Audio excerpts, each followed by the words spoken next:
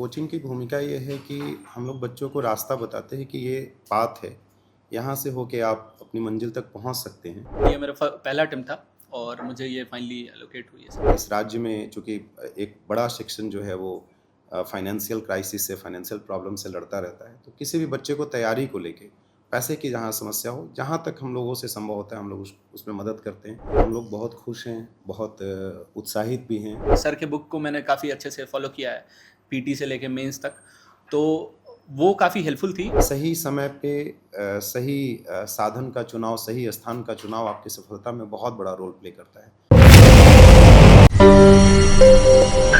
आज जो जेपीएससी का रिजल्ट आया है सुबह में, हम लोग बहुत खुश हैं, बहुत उत्साहित भी हैं और आगे के लिए काम करने के लिए बहुत मोटिवेशन मिला है हम लोगों को, क्योंकि टोटल हम लोगों के संस्थान से जुड़े हुए अभी तक 132 एस्पिरेंट्स हैं जिनका चयन हुआ है।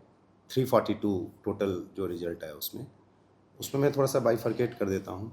54 एस्पिरेंट्स ऐसे हैं जो हमारे यहाँ क्लासरूम के अलग-अलग प्रोग्राम से जुड़े हुए थे, जिसमें कुछ ऑनलाइन क्लास प्रोग्राम से जुड़े हुए थे, कई लोग ऑफ़लाइन क्लासरूम प्रोग्राम से जुड़े हुए थे और हम लोगों ने मेंस के बाद स्पेशल मेंस की बैचेस शुरू की थी, कुछ बच्चे उसमें से जुड़े हुए थे। बाकी जो रेस लगभग 79 एस्पिरेंट्स हैं, वो इंटरव्यू के लिए आए थे केवल हमारे पास। मैं क्षमा चाहूँगा कि मेरी थोड़ी तबीयत गड़बड़ है, तो आवाज़ में थोड़ी-सी समस्या है।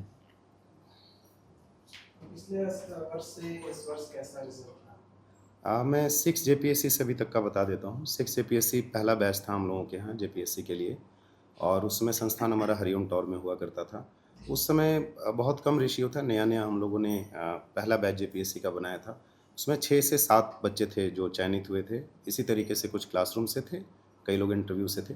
पिछली बार उससे बेटर हम लोगों ने किया, 34 एस्पिरेंट्स टोटल चयनित हुए, जिसमें से आप लोगों ने देखा होगा जो जेपीएससी में पहला रैंक था पिछली बार, सावित्री कुमारी। वो क्लासरूम से नहीं थी बट लगभग 1 साल से हम लोगों के साथ जुड़ी हुई थी आंसर राइटिंग और तमाम चीज़ों से। और इस बार ये संख्या 132 पर पहुँची है।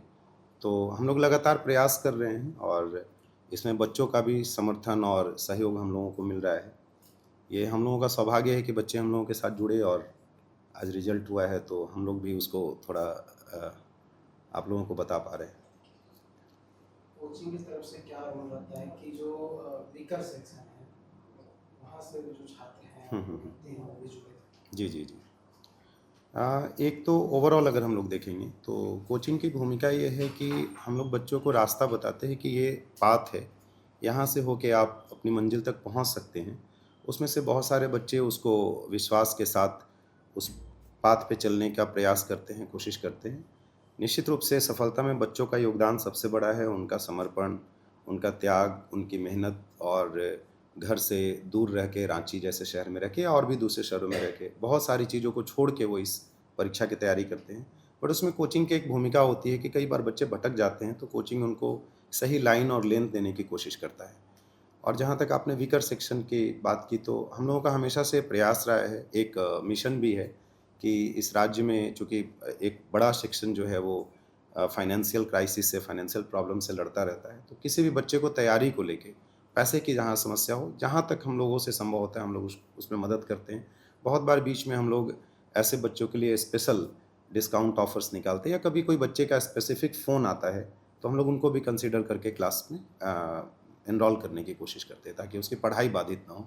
इस बार हम लोगों ने कुछ योजनाएँ बनाई हैं जिसको नेक्स्ट मंथ हम लोग डिस्क्लोज़ करेंगे ऐसे बच्चों के लिए। जो अभी जेपीएससी जी, जी, जी, बिल्कुल।